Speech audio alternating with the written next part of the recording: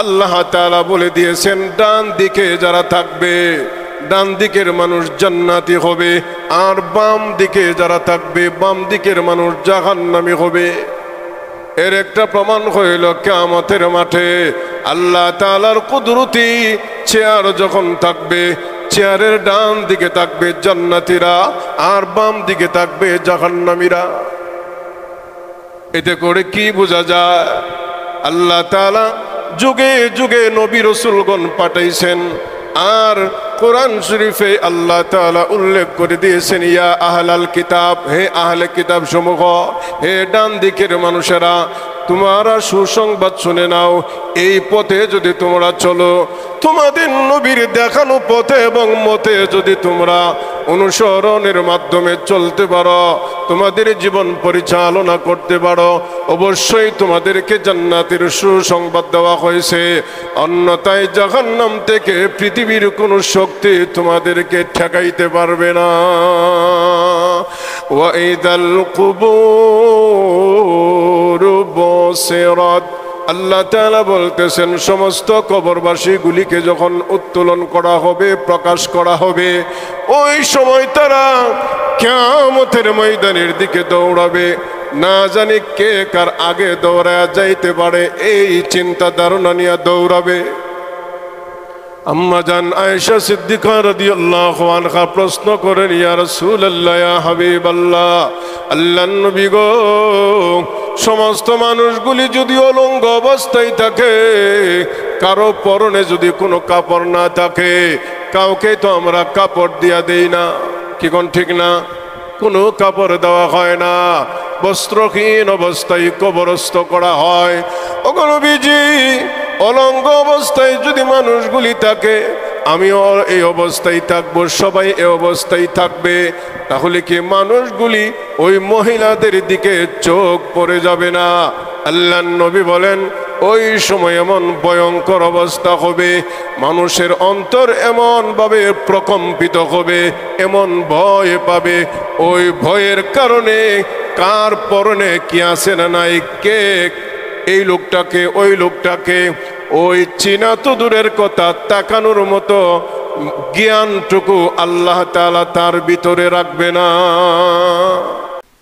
আল্লাহ পাকের দরবারে অসংখ্য অগণিত শুকরিয়া আদায় করছি যে রব্বুল আলামিন আমাকে, আপনাকে, সকলকে আল্লাহ তাআলার হুকুম জুমার নামাজের জন্য জামে মসজিদে আসার তৌফিক দান করেছেন। এজন্য আল্লাহ তাআলার দরবারে শুকরিয়া আদায় করছি, আলহামদুলিল্লাহ। আল্লাহ তাআলার কোরআনের বাণী, এই পৃথিবী একদিন ধ্বংস হবে। আল্লাহ পাক যা কিছু সৃষ্টি করছে, 7টা আসমান ধ্বংস হবে, 7টা জমিন ধ্বংস হবে, এর ভিতরে যা আছে সব ধ্বংস হবে। কিন্তু এর আগে আগে আল্লাহ তাআলা আল্লাহর প্রিয় বান্দাবান্দি যারা, যেই বান্দাবান্দিরা এক আল্লাহ বিশ্বাস করছে আর সেই আল্লাহর হুকুম অনুযায়ী জীবনযাপন পরিচালনা করছে, নবীর সুন্নতের অনুসরণ করে, সেই বান্দাবান্দিগুলিকে আল্লাহ তাআলা এই ধ্বংস লীলার আগেই আল্লাহ পাক উঠাইয়া নিয়ে যাবেন। সুবহানাল্লাহ। আস্তে আস্তে একে একে মানুষ যখন বিদায় হতে থাকে, যেদিন এই পৃথিবী ধ্বংস হবে, ওই দিন আর পূর্ব দিক থেকে সূর্য উদয় হবে না, সূর্য উদয় হবে উল্টো দিক থেকে, পশ্চিম দিক থেকে সূর্য উদয় হবে। এর আগেই আল্লাহ তাআলার সমস্ত তৌহিদি জনতা যারা, যারা আল্লাহর একত্ববাদে বিশ্বাসী, আল্লাহকে যারা মানছে, নেক আমল যারা করছে, এদেরকে আল্লাহ তাআলা দুই ধরনে উঠায় নেবেন। একটা অবস্থা হবে তাদেরকে মৃত্যুর মাধ্যমে আল্লাহ তাআলা উঠায় নেবেন, যেটা এখনো বলবৎ, এখনো অব্যাহত চলতেছে। এভাবে মৃত্যুর মাধ্যমে উঠায় নেবেন। আরেকটা অবস্থা হবে, সূর্য উদয় হওয়ার আগ পর্যন্ত যেই মুমিন বান্দাগুলি থাকবে, যে আল্লাহওয়ালা বান্দাবান্দিগুলি অবশিষ্ট থাকবে, আল্লাহ পাক কুদরতিভাবে এদের বগল তলায় একটা রূপ আল্লাহ তাআলা কুদরতিভাবে দিয়ে দিবেন ফোঁড়ার মতো। এই ফোঁড়াটার বিষক্রিয়ায়, ব্যথায় আল্লাহ তাআলা এভাবে তাদেরকেও শেষ মুমিনগুলোকে উঠায় নেবেন। সুবহানাল্লাহ।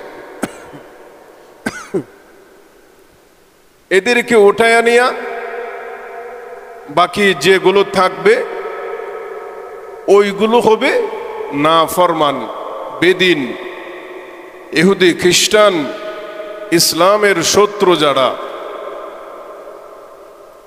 এদের মাধ্যমে আল্লাহ তাআলা কিয়ামত সংগঠিত করবেন।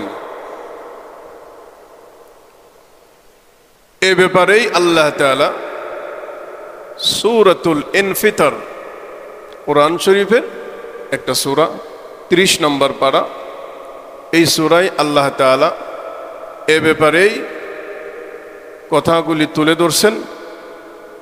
পৃথিবীটা আল্লাহ কিভাবে ধ্বংস করবেন, কাকে কিভাবে উঠাইয়া নেবেন। ইযাস সামাউ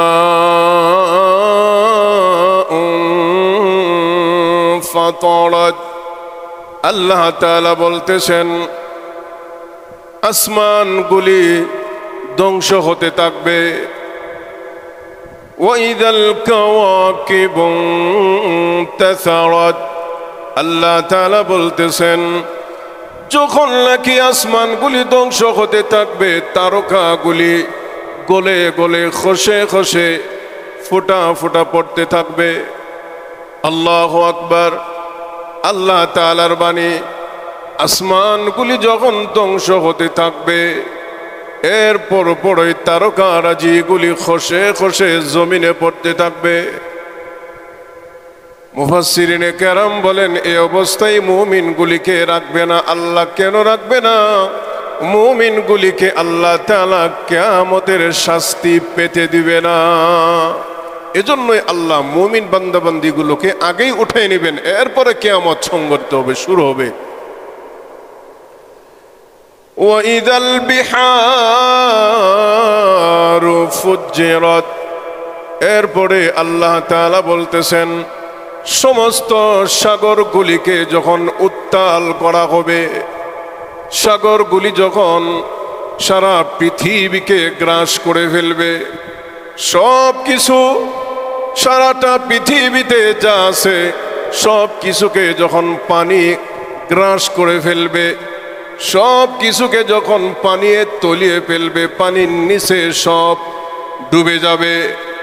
এই অবস্থায় সাগরের পানিগুলিকে আল্লাহ তাআলা হুকুম দিবেন এমনভাবে উত্তাল হবে, পৃথিবীর ওই সময় পৃথিবীর কোনো শক্তিধর দেয়াল, শক্তিধর পার্টিশন, যত শক্তি এবং ক্ষমতাই থাকুক না কেন, ওই সময় ওই উত্তাল পানিকে ঠেকানোর মতো পৃথিবীর জমিনে দ্বিতীয় কোনো শক্তি থাকবে না।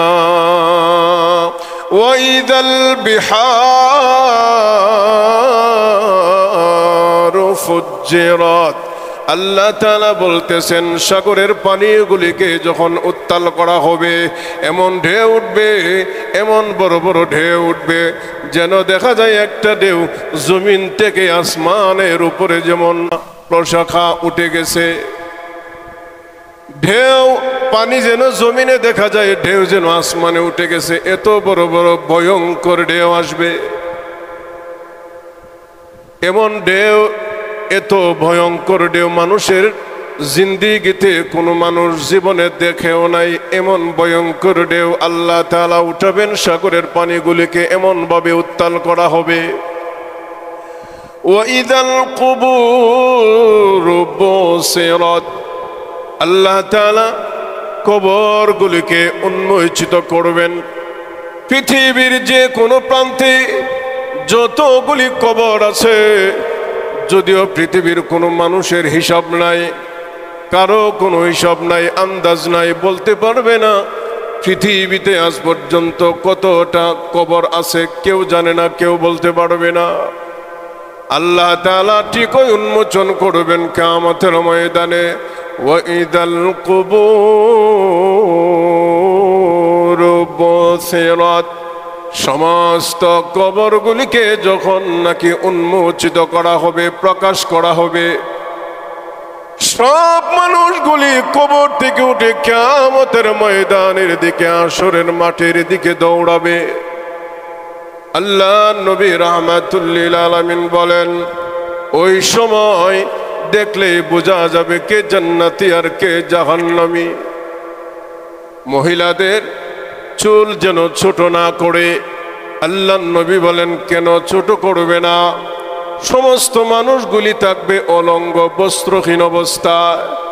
এজন্য কবর দেওয়ার সময় মহিলা মা বোনদেরকে চুলগুলি দুই ভাগে বিভক্ত করে দুই দিকে দেওয়া হয়। এই জন্য মা বোনদের চুল যেন ছোট না করে, কাটছাট না করে, তাদের চুলগুলি যেন বড় করে। বড় করলে কি লাভ?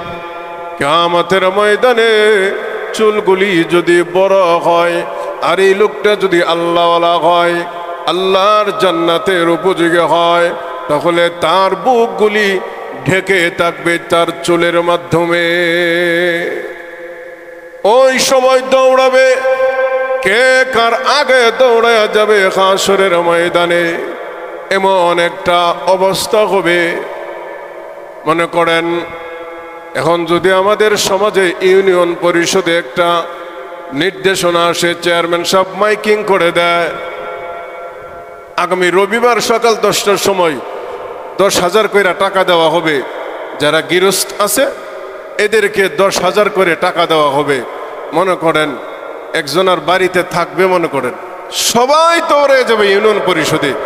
ইউনিয়ন পরিষদে মানুষের লোকে লোকারণ্য হয়ে যাবে, এমন অবস্থা হবে, এমন একটা চিপাচিপি হবে, দেখবেন চেয়ারম্যান সাহেব ওই 10টার সময় যায় ঢুকতে পারবে না, এমন মানুষের একটা চিপাচিপি হবে।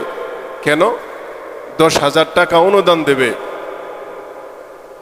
ঠিক তেমনি ভাবে কিয়ামতের ময়দানে আল্লাহ তাআলা তখন জান্নাতীদেরকে জান্নাতি বলে ঘোষণা করবে, আর জাহান্নামীদেরকে জাহান্নামী বলে ঘোষণা করা হবে। কে জান্নাতি হবে, কে জাহান্নামী হবে যদিও জানে না, জানি না, আমিও জানি না, আপনিও জানেন না।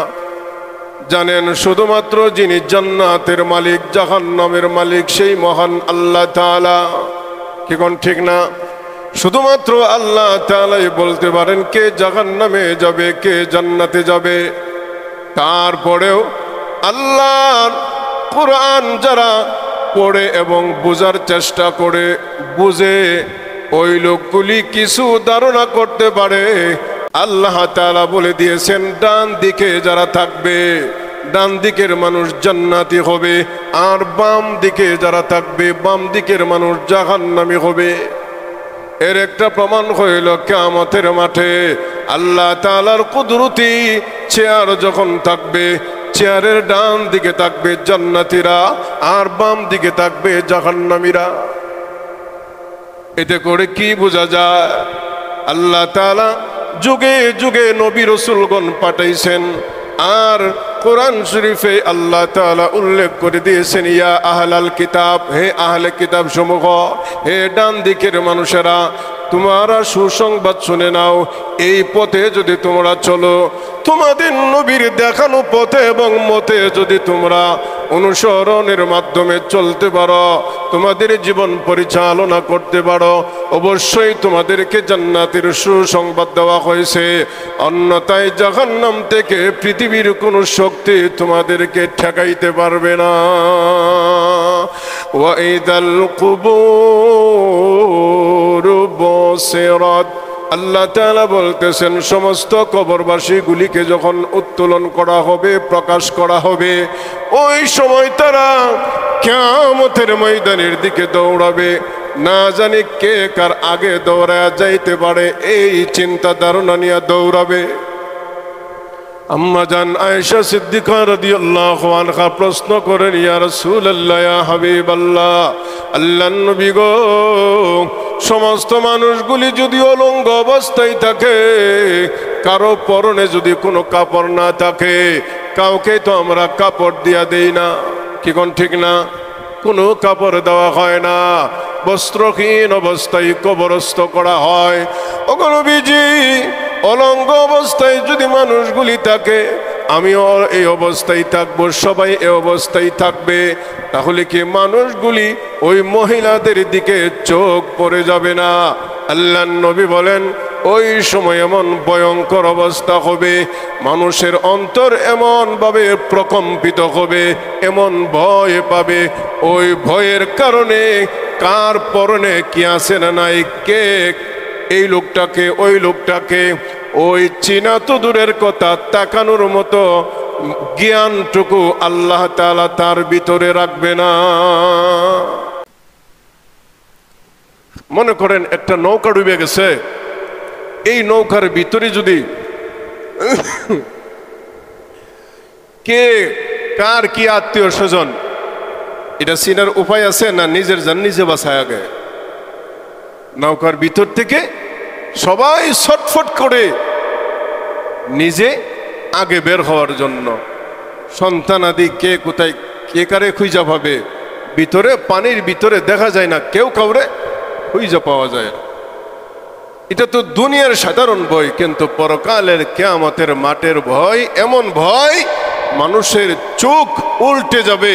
মানুষের বিবেক যদি ওই ভয়টা নিয়ে চিন্তা ভাবনা করে, মানুষের বিবেক ধ্বংস হয়ে যাবে, এমন ভয় পাবে। ওই ভয়ের সময় তো একটা মানুষ আরেকটা মানুষের দেখার মতো কোনো চিন্তাই তার ভিতরে আসবে না। কার পরনে কাপড় থাকলো না না থাকলো, এটা দেখার মতো কোনো সময়ই তার মধ্যে থাকবে না, এমন ভাবে দৌড়াবে পাগলের মতো। ওয়াইদাল কুবুর বুসিরাত, অনেকে এমন প্রশ্ন করে, মানুষগুলিকে যখন কবরস্থ করা হয়, ওই মানুষগুলি আবার কেমনে জীবিত হয়, এটা আমাদের বুঝে ধরে না। নাউজুবিল্লাহ। আল্লাহ কুরআন শরীফে বলে দিয়েছেন, হাল আতা আলাল ইনসানি হিনুম মিনাদ দাহরি লাম ইয়াকুন শাইআম মাযকুরা। আল্লাহ তাআলা বলতেছেন, তুমি কিচ্ছুই ছিলে না, তুমি ধরার মতো, দেখার মতো, স্পর্শ করার মতো কিছুই ছিলে না, কিছুই ছিলে না থেকে তোমাকে যে মহান আল্লাহ তাআলা অনেক কিছু বানাইছে। তোমার মার গর্ভের ভিতরে তোমার সৃষ্টি করেছে, আবার তোমার মার গর্ভ থেকে প্রায় 10 মাস পরে তোমাকে দুনিয়ার আলো বাতাস দেখাইছে। এরপরে তুমি কোনো কিছুই খাইতে পারো না, তোমার হাত আছে কিন্তু খাইতে পারো না, তোমার জবান আছে কাউরে ডাকতে পারো নাই, তোমার কিন্তু হাত আছে, পা আছে, তুমি নিজে নিজে চলতে পারো না। এইগুলো দিছেন কে? আল্লাহ। জোরে কোন কে? এইগুলো সব দিছে একমাত্র আল্লাহ তাআলা।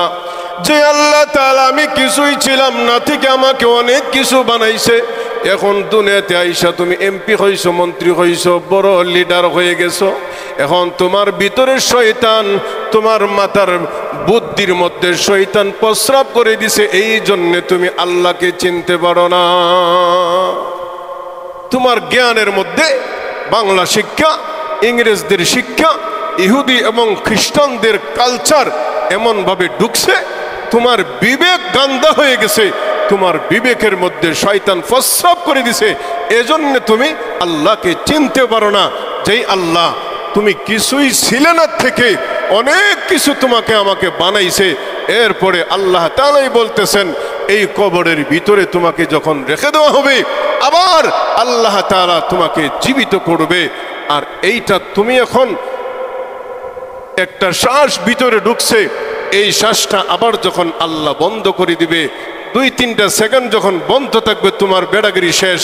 আর তুমি বলতেছো তোমার বিশ্বাস হয় না, তোমার বুঝে আসে না আল্লাহ আবার কিভাবে মাটির সাথে মিশে যায়, এটাকে কিভাবে জীবিত করবে। তোমার চাইতে না খান্দা, তোমার চাইতে আল্লাহর বড় শত্রু পৃথিবীতে আর কেউ নাই। ওয়াইযাল কুবুর বুসিরাত, সমস্ত কবরগুলিকে আল্লাহ তাআলা উন্মোচিত করবেন, প্রকাশ করবে। এরপরে আল্লাহ তাআলা বলতেছেন আলিমাত নাফসুম মা কদ্দামাত ওয়া আখারাত। আল্লাহ তাআলা বলতেছেন এরপরে মানুষগুলিকে যখন কবর থেকে উঠানো হবে তখন তারা বুঝতে পারবে, দেখতে পারবে, জানতে পারবে সে কি আমল পিছনে করেছিল আর সামনে কিয়ামতের ময়দানের জন্য কি আমল পাঠাইছে। তখন মানুষগুলি বুঝতে পারবে, এমনকি স্বচক্ষে দেখতে পাবে এই লোকগুলি কিয়ামতের মাঠের জন্য আল্লাহ তাআলার সামনে দাঁড়াইয়া দেখতে পাবে কি আমল জান্নাতে যাওয়ার উপযোগী আমল কিনা অথবা জাহান্নামের আমল কিনা, এটা সে নিজের চোখে দেখতে পাবে। এবং ওইটাও দেখতে পাবে সে তার পিছনের জিন্দিগি 60 বছর, 70 বছর, 100 বছরের জিন্দিগির মধ্যে কি আমল করে আসছে ওইটাও দেখতে পাবে। আর পরকালের জন্য সে কি পাঠাইছে ওই আমলগুলিও তাকে দেখানো হবে। সুবহানাল্লাহ জোরে এখন আল্লাহ তাআলা বলতেছেন মা কদ্দামাত ওয়া আখারাত। কদ্দামাত মানে হইল সামনে, আখারাত অর্থ হইল পিছনে। আখের মানে পিছনে। সামনে কি আমল পাঠানো হয়েছে এবং পিছনে কি আমল পাঠানো হয়েছে, ওই নেক আমলগুলি আল্লাহ তাআলা তাকে দেখাবেন। ওই সময় বুঝে আসবে আমি যে আমলগুলি করেছিলাম ওই আমলগুলি আমাকে জান্নাতে নেওয়ার জন্য শক্তিশালী কিনা অথবা জাহান্নামে আমাকে নিয়ে যায় কিনা, এটা এখন যদি আমি বলতে পারি না, কিন্তু ওই সময় ধরা খাবে। ওই সময় ধরা খাইলে কোনো কাজে আসবে না। তু কুজাও সুন্নতে আহমদ কুজা বো মোহাম্মদ কয়বদ নিসফতুরা। এ মুমিন, তোমার কোন পথে চলার কথা ছিল, তুমি কোন পথে যাও, এটা কিন্তু আল্লাহ এবং রসুলের পথ নয়, এটা কিন্তু মুহাম্মদুর রাসূলুল্লাহর পথ নয়, এটা কিন্তু আল্লাহর দেখানো পথ নয়, এটা কিন্তু লক্ষ লক্ষ নবী রাসূলগণের পথ নয়, এটা কিন্তু জান্নাতের পথ নয়, এটা হইল জাহান্নামের পথ। আলিমাত নাফসুম মা কদ্দামাত ওয়া আখারাত। তখন কবর থেকে যখন মানুষগুলিকে উঠানো হবে তখন মানুষগুলি দেখতে পাবে, বুঝতে পারবে কোন মানুষগুলি নেক আমল করেছে, কোন মানুষগুলি বদ আমল করেছে, সামনের জন্যে পরকালের জন্যে কি নেক আমল সংগ্রহ করে পাঠাইছে। আর পিছনে যে আমি 70-80 বৎসর হায়াত পাইছি, 100 বৎসর হায়াত পাইছি, ওই 100 বৎসরের ভিতরে আমি কি নেক আমল করছি অথবা গুনাহ করছি, সব কয়টা আমার এবং আপনার সাথে ফেরেশতারা লিপিবদ্ধ করতেছে। আল্লাহর কোরআনের আয়াত এই সূরাতে আল্লাহ তাআলা আরেকটু সামনে যায় বলতেছেন কিরামান কাতিবিন। প্রত্যেকটা মানুষের সাথে ফেরেশতা নিয়োগ আছে। ডান দিকের ফেরেশতা আমার আপনার নেক আমল লিপিবদ্ধ করে নোট করে, আর বাম দিকের ফেরেশতা প্রত্যেকের সাথে আছে। বাম দিকের ফেরেশতা আমার আপনার সকলেই যার যার গুনাহগুলি, যার যার খারাপ আমলগুলি, যার যার সাথে নিয়োজিত ফেরেশতাগুলি নোট করতেছে, লিপিবদ্ধ করতেছে। কিয়ামতের মাঠে আমার আপনার সামনে এই নোটগুলি তুলে ধরা হবে। প্রত্যেকটা মানুষই তার এই লিপিবদ্ধ নোটগুলি নিজে নিজে পড়তে পারবে, যদিও লেখাগুলি আরবি থাকে। সুবহানাল্লাহ বলবেন না? এই লেখাগুলি প্রত্যেকটা মানুষ পড়তে পারবে। এখন প্রশ্ন হইতে পারে, হুজুর আমরা তো কোরআন শরীফই পড়তে পারি না দেখা দেখা। আবার ওই সময় জবর জের পেশ কিচ্ছু থাকবে না, জের জবর পেশ ওইগুলিকে বলা হয় হরকত। হরকত থাকবে না, শুধু হরফগুলি থাকবে। এই হরফগুলি দেখেন উর্দু এবং হিন্দি লেখা, এই লেখাতে দেখেন জের জবর থাকে না। ঠিক এরকমভাবে জের জবর ছাড়া, হুজুর এখন আমরা জের জবর দিয়ে ওই কোরআন শরীফ পড়তে পারি না, আর কিয়ামতের মাঠে জবর জের পেশ ছাড়া আমরা কিভাবে পড়ব? আল্লাহ তাআলা যখন সমস্ত মানুষগুলিকে আবার পুনরায় জীবিত করবেন, প্রত্যেকটা মানুষের নলেজে আল্লাহ তাআলা এরকম আরবি পড়ার মতো যোগ্যতা দিয়া আবার জীবিত করবেন। সুবহানাল্লাহ। কেন? এখন তো আমাদের সমাজে এই কি কয় চিঠি আদান প্রদানের সিস্টেম খুব কম উঠে গেছে। আজকের থেকে নিয়ে 15-20 বছর পিছাইয়া গেলে আমরা মনে করেন কারো সন্তান আছে সৌদি আরব, কারো সন্তান বিভিন্ন দেশে ছিল। ওই সময় তো মোবাইল ফোন তেমন ছিল না। তো ছেলে যখন চিঠি পাঠাইছে, পোস্ট অফিসে আসছে চিঠিটা। এই চিঠিটা পেওন সাহেব আইনা বাড়িতে দিয়ে গেছে। আপনি লেখাপড়া জানতেন না, অনেকে আছে লেখাপড়া জানতো না। তখন মা অথবা আব্বা, একজন হয়তো মেম্বার সাহেব অথবা একজন সর্দার অথবা কলেজ ইউনিভার্সিটিতে পড়ে অথবা একজন মাস্টার সাহেব, এই ধরনের লোকের কাছে চিঠিটা নিয়ে যাইতো। কি কোন বাস্তব না? নিয়ে যাইতো। ওই লোকটা চিঠিটা পইরা শোনাই দিত, আম্মা আব্বার কলিজা ঠান্ডা হয়ে যেত, না আমার ছেলে এই কথাগুলি বলছে, অথচ চিঠি নিজের হাতে পড়তে জানে না। আরেকজনে যখন পড়ায়া শোনাইয়া দিছে, তখন তার ভিতরে একটা তৃপ্তি আসছে, শান্তি আসছে। কিন্তু এটা তো অন্যের পড়ার মাধ্যমে আপনার ভিতরে একটা তৃপ্তি আসছে, শান্তি আছে।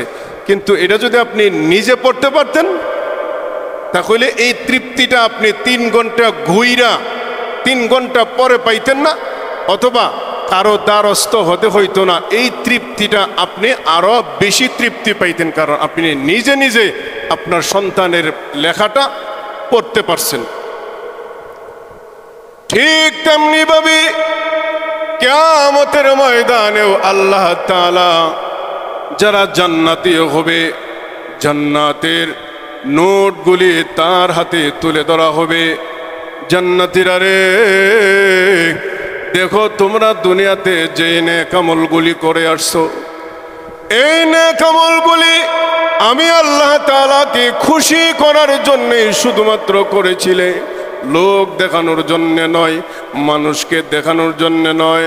আমি একমাত্র আল্লাহ তাআলাকে খুশি এবং রাজি করার জন্যই করেছো। যাও রে বান্দা যাও, তোমার জীবনের সমস্ত নেক আমলগুলি এই নোটের মধ্যে লিপিবদ্ধ করা আছে।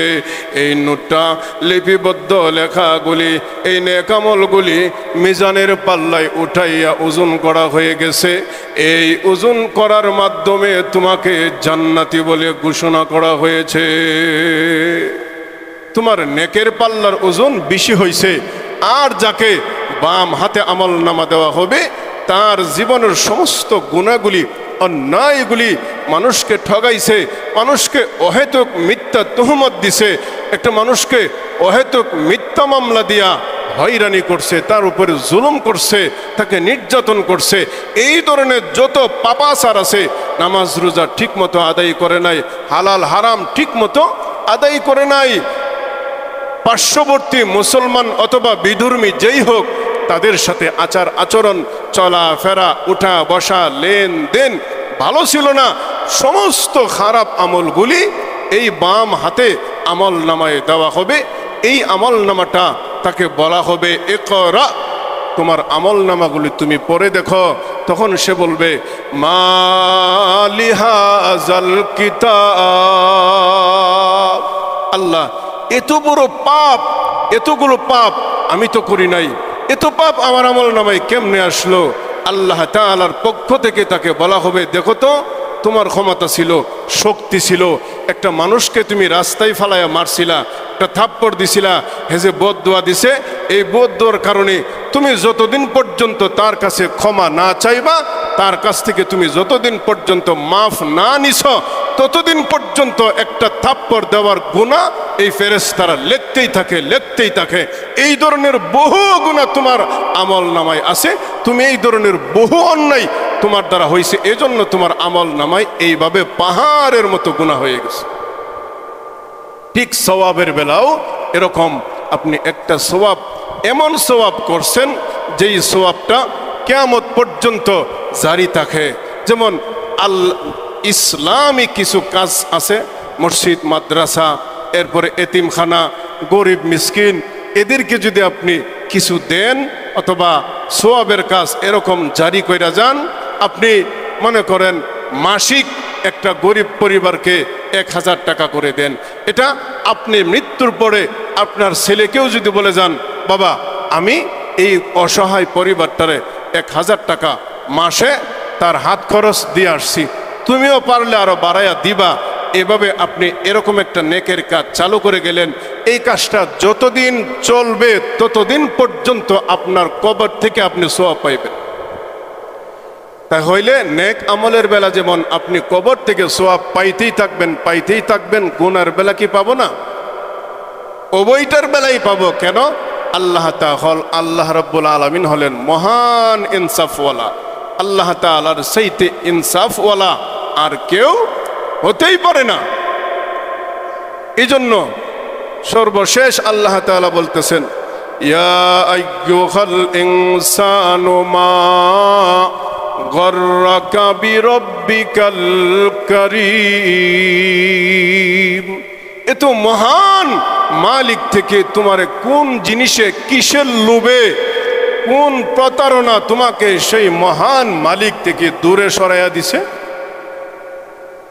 যে রব তোমারে 2টা চক্ষু দান করলো, যেই রব তোমাকে 2টা হাত দান করলো, যেই রব তোমাকে 2টা পা দান করলো, তোমার যেইভাবে সুবিধা হয় তুমি সেইভাবেই এইগুলোকে ব্যবহার করতে পারো। যেই রব তোমাকে ব্রেন দিল, বুদ্ধি দিল, যেই রব তোমাকে এত সুন্দর সুঠাম একটা দেহ দিল, যেই রব তোমাকে জবান দিছে, এত সুন্দর করে তুমি কথা বলতে পারো, কারণ তোমার আমারও জবান আছে, একটা গরুরও জবান আছে, কিন্তু গরুর জবান থাকলেই কি গরু একটা শব্দ ছাড়া আর কোনো শব্দ উচ্চারণ করতে পারে না। সে যতই কিছু বলুক না কেন, আমি আপনি শুধু হেম্বা, এতটুকুর বাহিরে আর কিছু বুঝতে পারি না। অথচ আমাকে আল্লাহ তাআলা যখন যা আমার প্রয়োজন হয় তখন আমি তা প্রকাশ করতে পারি। যখন আমার অসুস্থ হয় আমি বলতে পারি ডাক্তারকে আমি অসুস্থ। আমার যখন খারাপ লাগে, মাথা ব্যথা করে, আমি ডাক্তারকে বলতে পারি আমার মাথা ব্যথা হয়, আমার পেটে সমস্যা, আমার শারীরিক সমস্যা, আমার দুর্বলতা, এইগুলি অন্য কোনো প্রাণী বলতে পারে না, কিন্তু আমি বলতে পারি। কেন? আল্লাহ তাআলা আমাকে বক্তা বানাইছে, মানে আমি আমার অবস্থাটা আরেকজনের কাছে বর্ণনা করতে পারি, এটাকেই বলা হয় বক্তা। তাহলে আল্লাহ আমাকে আপনাকে সকলকে এই যোগ্যতা দিছেন। এরপরে দেখেন সামাজিকভাবে চলতে যাইয়া কোথায় কি করতে হয়, কোথায় কি বলতে হয়, কিভাবে চলতে হয়, এটা প্রত্যেকটা মানুষকেই আল্লাহ তাআলা হয়তো কম বেশি দান করছেন। কিন্তু 4 পায়ে একটা গরু দেখেন, এর যদি আপনি 3 দিন পর্যন্ত খাবার পানি না দেন, হে কারো কাছে নালিশ করতে পারে না। এই শক্তি নাই তার, এই যোগ্যতাই তার মধ্যে নাই। কিন্তু আমাকে আপনাকে আল্লাহ তাআলা পৃথিবীতে চলতে যাইয়া এবং জান্নাত পর্যন্ত পৌঁছাতে যাইয়া জাহান্নাম থেকে বাঁচার জন্য যা যা করতে হয় প্রয়োজন, আমাকে আল্লাহ তাআলা অগ্রিম সলিউশন দিয়ে দিয়েছেন, একটা গাইড বুক দিয়ে দিয়েছেন। এই গাইড বুকের নাম হইল, এই সংবিধানের নাম হইল আল কুরআন। পৃথিবীর কেউ প্রশ্নের উত্তর অগ্রিম বলে দেয় না, বলে দেয় কেউ বলে দেয় না, কিন্তু আল্লাহ তাআলা বলে দিছেন এই রাস্তায় চললে, অর্থাৎ ইসলামের পথে চললে তুমি জান্নাতি হবে। আর বামপন্থীদের রাস্তায় চললে তোমাকে জান্নাত থেকে বঞ্চিত হতে হবে। এজন্য ভাই আল্লাহ তাআলার শেষ বাণী, ইয়া আইয়ুহাল ইনসান, হে লোক সকল, হে মানুষেরা, মা গাররাকা বিরব্বিকাল কারীম, সেই মহান রব থেকে তোমাকে এত কিছু দান করলো, সেই মহান রব থেকে কোন জিনিসে তোমারে দূরে সরায় নিল? এজন্য আমরা আল্লাহ তাআলার কাছে পানা চাই, আল্লাহ তাআলা যেন আমাকে আপনাকে সকল ধরনের অন্যায় অনাচার অপরাধ জুলুম সব ধরনের পাপাচার থেকে আমি আপনি সকলেই বাঁচতে পারি। আল্লাহ তাআলা সকলকেই তৌফিক দান করুন, সবাই বলি আমিন। গত জুমায় আপনারা আল্লাহ তাআলার ঘরে যা দান করেছিলেন 1305 টাকা, আল্লাহ তাআলা সকলের দানগুলি কবুল করুন। যে যে নিয়ত করে দান করছেন আল্লাহ তাআলার ঘরে, প্রত্যেকের মনের আশা আল্লাহ তাআলা পূরণ করুন। যারা অসুস্থ রোগী আছেন প্রত্যেকেই আল্লাহ তাআলা সুস্থতা দান করুন, সবাই বলে আমিন।